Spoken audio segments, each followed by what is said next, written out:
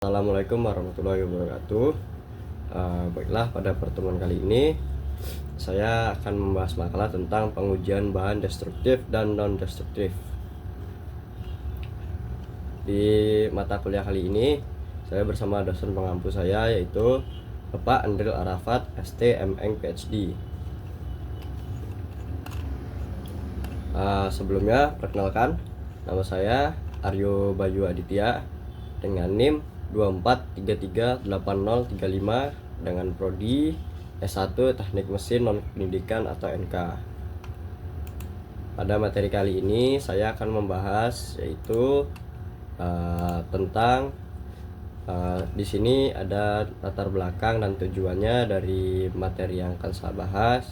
Lalu ada pembahasan materinya terkait dengan pengertian serta contoh-contohnya, baik itu contoh-contoh uji destruktif dan non-destruktif. Baik, tanpa basa-basi langsung saja kita pada materi yang pertama, yaitu latar belakang saya membuat makalah ini. Tujuannya yaitu, latar belakangnya yaitu makalah ini saya buat untuk sebagaimana menjalankan proses perkuliahan dan mempelajari tentang proses pengujian bahan. Baik, itu bahan yang akan kita bahas pada pertemuan kali ini. Tujuannya yaitu mengetahui proses pengujian destruktif dan non-destruktif, mulai dari pengertian, jenis pengujian, dan contoh-contoh serta manfaat pengujiannya tersebut serta aplikasinya. Baik, kita langsung pada materi yang pertama, yaitu pengertian. Di sini saya jelaskan pengertian singkat saja. Yang pertama ada NDT atau non-destructive test, atau bisa kita sebut juga dengan pengujian bahan tanpa merusak. Sesuai dengan namanya, pengujian ini dilakukan dengan tidak merusak material. Yang kedua yaitu ada DT atau destructive test. Sesuai dengan namanya, berarti pengujian ini merusak material, bertujuan untuk menguji performa material suatu benda. Jadi perbedaan dari kedua pengujian tersebut yaitu NDT dan DT tentunya memiliki perbedaan. Sudah jelas karena yang satu merusak, yang satu tidak. Begitulah penjelasan singkatnya. Nah, di sini dapat kita lihat gambar salah satu dari metode pengujian.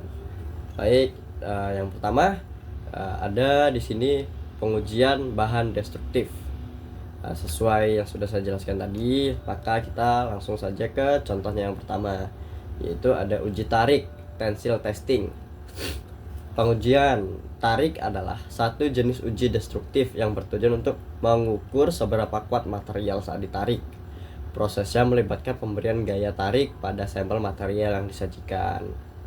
Beban tersebut diterapkan secara bertahap hingga sampel mengalami kegagalan atau putus.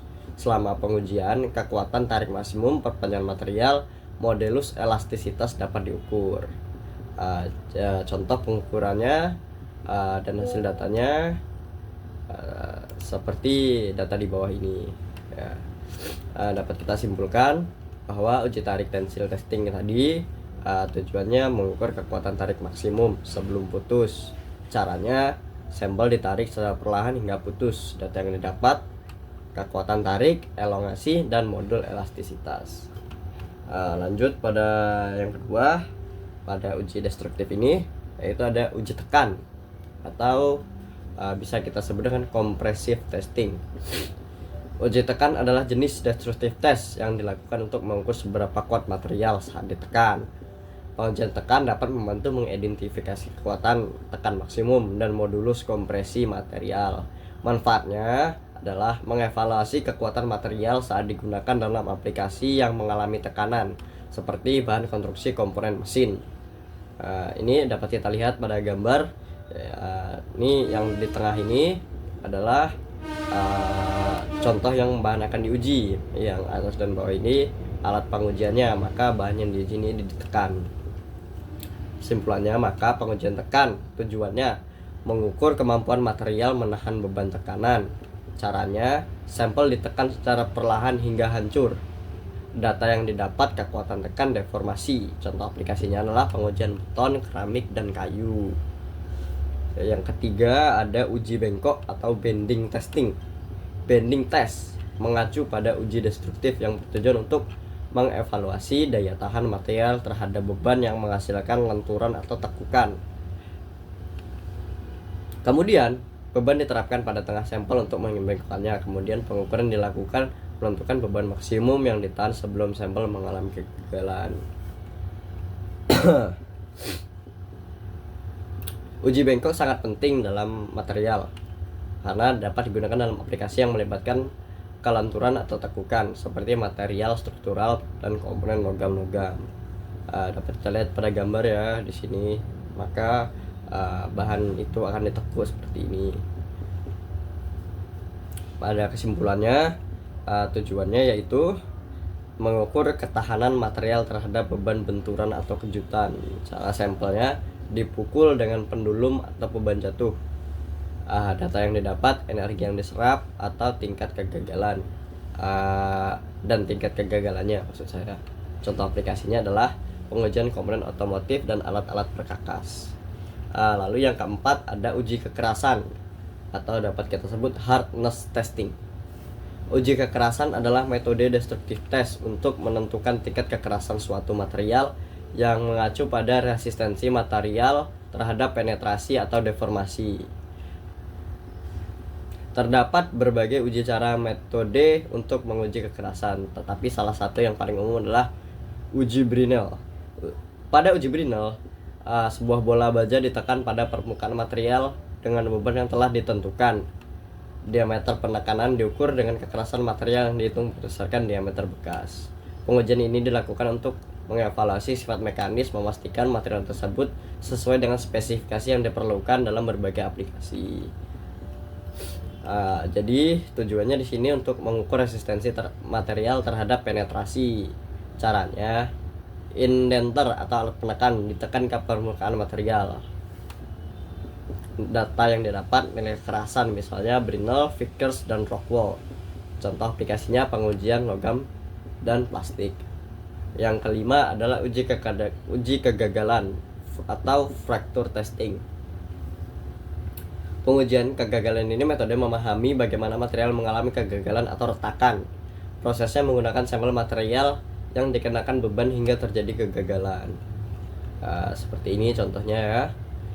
Jenis kegagalan dan pola retakannya kemudian diidentifikasi dan dianalisis untuk memahami sifat material yang berkaitan dengan kegagalan. Uji ini membantu dalam memahami potensi kegagalan material, mengembangkan metode perbaikan atau penguatan yang sesuai. Jadi tujuannya di sini mengukur kemampuan material untuk menahan siklus pemuatan dan pembongkaran yang berulang. Prosedur pengetesannya, suatu sampel dikenakan pembebanan siklus hingga rusak. Data yang diperoleh, umur lelah dan kekuatan lelah. Aplikasinya yaitu pada menguji komponen yang mengalami pembebanan siklik seperti jembatan, komponen pesawat, dan komponen mesin. Lanjut, yang keenam ada uji fatigue atau fatigue testing. Ini merupakan metode mengukur daya tahan material terhadap tegangan berulang atau beban siklik. Proses ini melibatkan pemberian siklik pada sampel material untuk menguji seberapa baik material tersebut bertahan dalam kondisi beban berulang.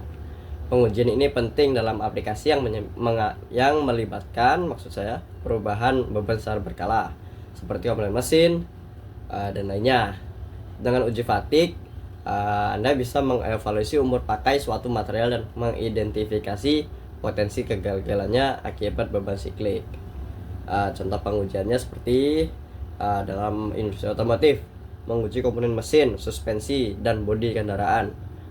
Dalam aplikasinya pada penerbangan, menguji komponen pesawat terbang seperti sayap, baling-baling, dan rangka. Energi, menguji turbin angin, komponen pembangkit listrik, dan pipa transmisi. Di sini ada konstruksi juga ya, menguji jembatan, gedung, dan struktur lainnya. Yang ketujuh yaitu ada uji residual stress testing. Pada pengujian residual stress yang digunakan untuk mengukur tegangan yang tersisa dalam material setelah semua beban eksternal dihilangkan, untuk mengukur tingkat stres, tekanan residu material menggunakan metode diafraksi sinar X-ray. Pengujian residual tegangan berguna menganalisis dan memahami komponen tegangan dalam material yang dapat mempengaruhi kinerja dan keamanan komponen. Jadi uji residual ini dapat mengetes yaitu kualitas produk, memastikan produk akhir bebas dari kontaminan yang dapat mempengaruhi kualitas, keamanan, dan kinerja produk. Keamanannya mencegah residu berbahaya seperti pestisida, logam berat, atau bahan kimia beracun. Kepatuhan regulasi, memastikan produk memenuhi standar regulasi yang berlaku baik di luar negeri maupun internasional. Jadi yang di atas tadi adalah contoh-contoh dari pengujian destruktif atau merusak dapat kita pahami, yaitu di sini tujuannya dapat kita simpulkan tujuannya bahwa uji-uji yang merusak ini adalah untuk mengukur kekuatan bahan yang akan digunakan supaya dapat diukur lama penggunaannya atau standar regulasinya atau kontaminan zat-zat yang terkandung. Iya, seperti itu ya. Baik, selanjutnya adalah contoh pengujian non-destruktif. Pengujian bahan non-destruktif yaitu tadi seperti yang saya jelaskan pada awal tadi, pengujian bahan dan analisis yang tidak merusak. Yang pertama yaitu ada tes radiografi. Tes radiografi ini tes yang menggunakan sinar X. Jadi keuntungan dari tes radiografi ini adalah mampu mendeteksi terjadinya cacat pada permukaan las dan material, menyajikan data yang direkam dan cacat pada film rasionya dengan skala 1:1. Bahkan dalam proses yang sulit pun tes ini masih bisa dilakukan. Tetapi tes ini juga memiliki kekurangan, yaitu memerlukan tenaga ahli yang memiliki sertifikat, biaya yang dikenakan lebih mahal, serta kesempatan untuk menangkal bahaya radiasi sinar X dan sinar gamma. Seperti pada gambar ini ya, radiografi testing. Sinar X, sinar gamma dipancarkan melalui sumber radiasi yang diarahkan ke objek yang diuji. Penetrasi radiasi akan menembus objek. Jika tidak cacat, radiasi akan menembus secara merata dan menghasilkan bayangan yang seragam pada film atau detektor. Penyerapan. Namun jika terdapat cacat seperti retakan, pori-pori atau inklusi, radiasi akan diserap lebih banyak pada area tersebut. Hal ini menghasilkan perbedaan tingkat kegelapan pada gambar bayangan. Perekaman. Perbedaan tingkat kegelapan ini kemudian ditangkap oleh film atau detektor digital untuk menghasilkan gambar radiografi yang diinterpretasikan oleh seorang ahli. 2. Inspeksi magnetik. Inspeksi partikel magnetik. Pengujian ini dilakukan untuk memeriksa potensi cacat pada permukaan atau lapisan yang sedikit di bawah permukaan. Material yang diperiksa adalah material dengan sifat magnetik tinggi. Keuntungan dari magnetik inspeksi partikel magnetik ini adalah yaitu mudah dilakukan. Yang kedua, tidak perlu melibatkan tenaga ahli. Kelemahannya yaitu hanya dapat digunakan pada benda ferromagnetik. 5. Terdapat cacat yang tidak terdeteksi pada dalam arah medan magnet. Seperti ini ya gambarnya. Jadi magnetisasi seperti yang saya jelaskan di atas tadi, aplikasinya yaitu setelah bahan magnetisasi partikel magnetik biasanya berupa bubuk besi halus diaplikasikan pada permukaan bahan. Indikasi cacatnya yaitu partikel magnetik akan tertarik ke area di mana medan magnet bocor, yaitu pada lokasi cacat, sehingga cacat akan terlihat sebagai pola partikel magnetik yang khas. Yang ketiga ada detektor cacat ultrasonik. Jenis pengujian ini dianggap sebagai metode tertua di antara metode lainnya. Sebagai salah satu jenis pengujian NDT, detektor cacat ultrasonik telah dilakukan sejak tahun 1940, di mana cacat diinformasikan melalui suara dari komposit, keramik, logam, atau plastik. Keuntungannya diantaranya yaitu deteksi cacat lebih akurat dibandingkan jenis lainnya. 2. Hanya perlu satu sisi benda uji. 3. Informasi jarak ditampilkan jelas dengan di layar CRT. Persiapan spesimen uji sederhana dapat digunakan sebagai tambahan untuk deteksi cacat. Selain kelebihannya, kekurangannya juga ada, yaitu prop dan coupling harus menyentuh permukaan. Keterampilan dan pelatihan lebih tinggi dibandingkan tipe lainnya. Kekerasan permukaan mempengaruhi hasil inspeksi. Kesulitan memeriksa benda tipis, serta butuh standar referensi.